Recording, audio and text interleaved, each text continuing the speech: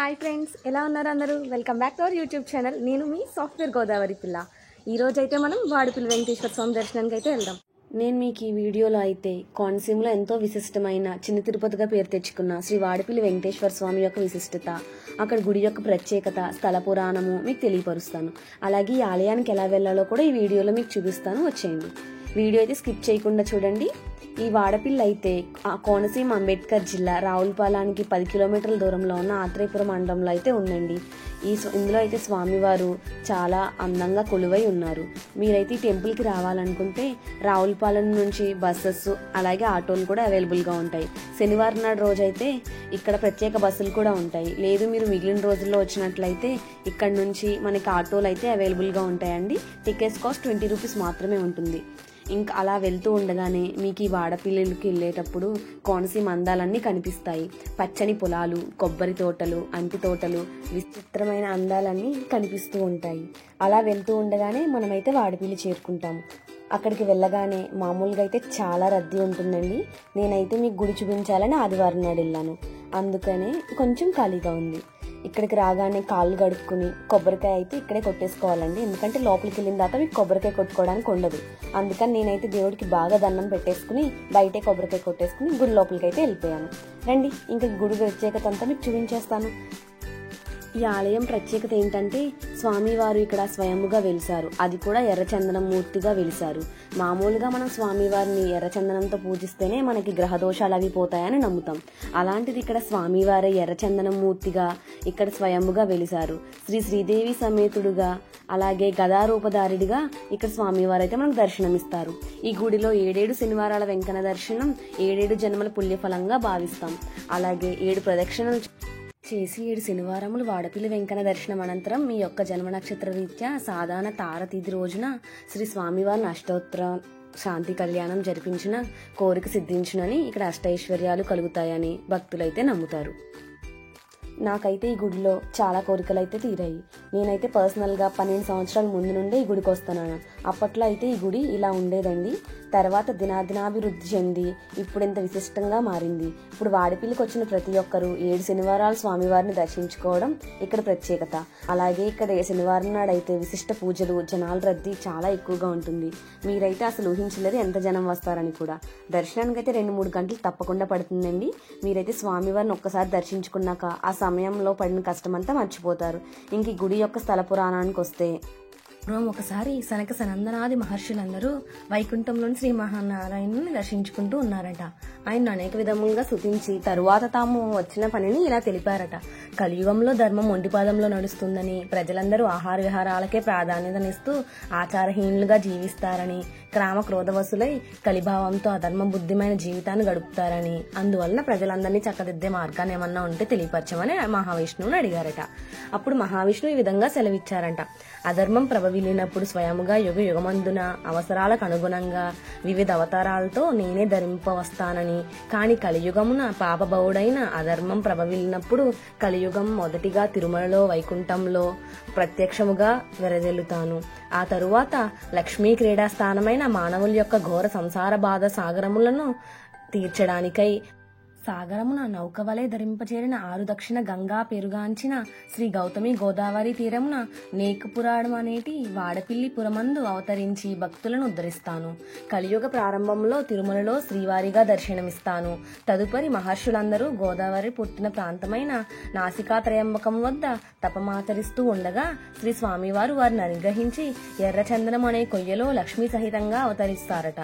శ్రీ మహర్షులందరూ వారిని అర్థించుతూ ఉండగా శ్రీ స్వామివారి ఆజ్ఞ మేరకు ఒక చందన వృక్షపేటికలో ఉంచి గౌతమి ప్రవాహ మార్గంలో వదిలి నన్ను నౌకపురి వాడపల్లి క్షేత్రముకు చేరుకుంటాను, భక్తులను అనుగ్రహిస్తాను. ఈ వృత్తాంతమంతా నారదుడు పూర్వజనులందరికీ తెలియపరుస్తాడు అని చెప్పారట.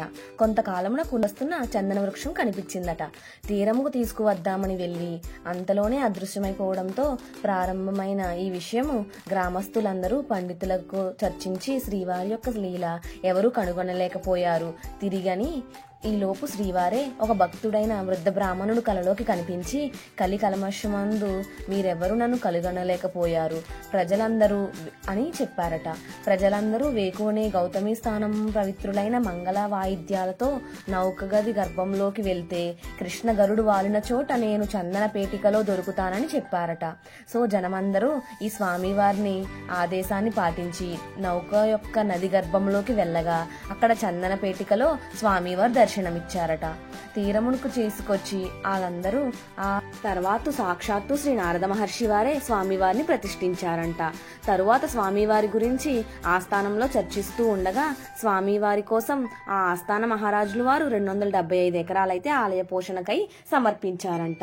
తర్వాత పెనుపోతు గజేంద్రుడు అనే వ్యాపారి ఓడలు గాలివానలో చిక్కుకుని వెళ్ళిపోతూ ఉన్నాయట.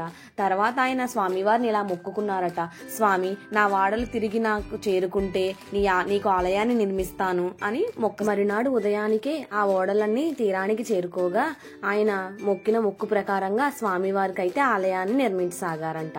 అందువలన 1970లో ఈ ఆలయం అయితే నిర్మింపసాగింది.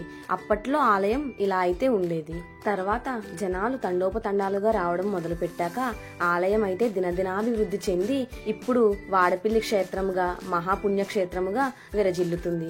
ఇక్కడికి వచ్చిన భక్తులందరి కోరికలు తీరడం వలన ఎక్కడెక్కడి నుంచో జనాలందరూ వచ్చి స్వామివారికి మొక్కులు చెల్లించి 7 శనివారాలు దర్శనం చేసుకుని స్వామివారి ఆశీస్సులు అయితే పొందుతున్నారు. ఇప్పుడు గుడి ఎలా ఉందో చూపిస్తాను రండి. ఇప్పుడైతే ఈ గుడి ఎంట్రన్స్ అయితే ఇలా ఉంటుందండి. చక్కగా లోపలికి రాగానే పెద్ద లైన్ ఉంటుంది. మీరైతే ఆ లైన్ మొత్తాన్ని దాటుకుని వెళ్ళేసరికి నేను ముందు చెప్పినట్టు ఖచ్చితంగా 2-3 గంటలు అయితే పడుతుంది శనివారం నాడు వస్తే.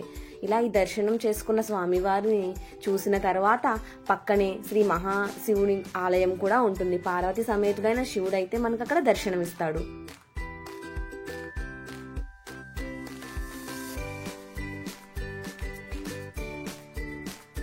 మీరు శివపార్వతులను దర్శనం చేసుకుని వచ్చిన తర్వాత మీకు ఎదురుగా అయితే ఈ వృక్షము అలాగే పక్కనే తులాభారం కూడా కనిపిస్తుంది. ఇక్కడ చిన్నపిల్లలందరికీ పుట్టిన పిల్లలకి తులాభారాలు వేయించుకుని ఆ భారంలో వచ్చినంతా స్వామివారికి అయితే సమర్పిస్తూ ఉంటారు ఇక్కడ జనాలందరూ. అలానే ఇక్కడ ఆలయ ప్రతిష్టలో ఇది కూడా ఒకటి. సంతానం లేని వారికి ఈ చెట్టుకు ముడుపులు కట్టి పూజలు చేస్తే సంతానం లభిస్తుందని ఇక్కడ కోనసీమ గోదావరి ప్రజలందరూ నమ్ముతారు. అలానే కాకుండా ఇక్కడ ప్రదక్షిణలు చేసేవారు నార్మల్గా కాలు ప్రదక్షిణలే కాకుండా ఇలా మొకాలు ప్రదక్షిణలు చేసి కూడా మొక్కులు చెల్లించుకుంటారు.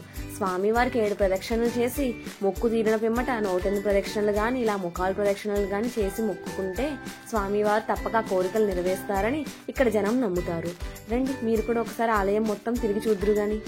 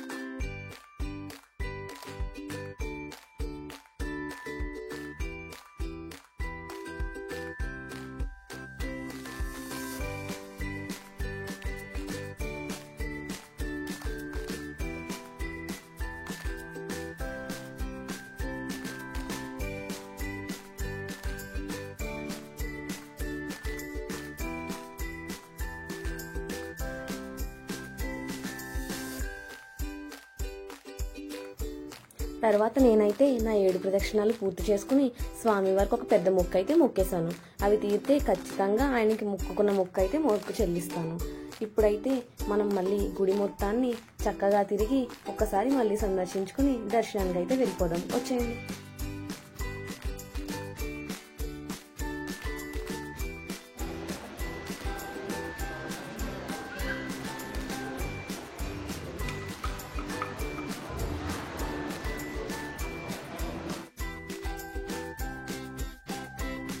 మేమైతే అలా స్వామివారిని దర్శించుకుని గుడి బయటకైతే వచ్చేసాం. తర్వాత బయట మీకు చూపిద్దామని గృహ సంకల్పం మీద దగ్గరకు కూడా వచ్చాను.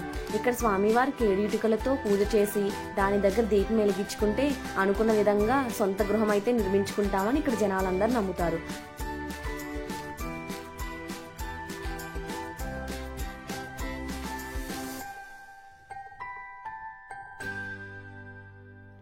అలా దర్శనం అయిపోయాక మనకి చుట్టూ అయితే చాలా షాప్స్ ఉంటాయండి. కావాల్సినవి దొరుకుతాయి. ముఖ్యంగా ఆత్రేయపురం పూతరేకులు, బెల్లం జిలేబీలు కావాల్సినవి కొనుక్కోవచ్చు.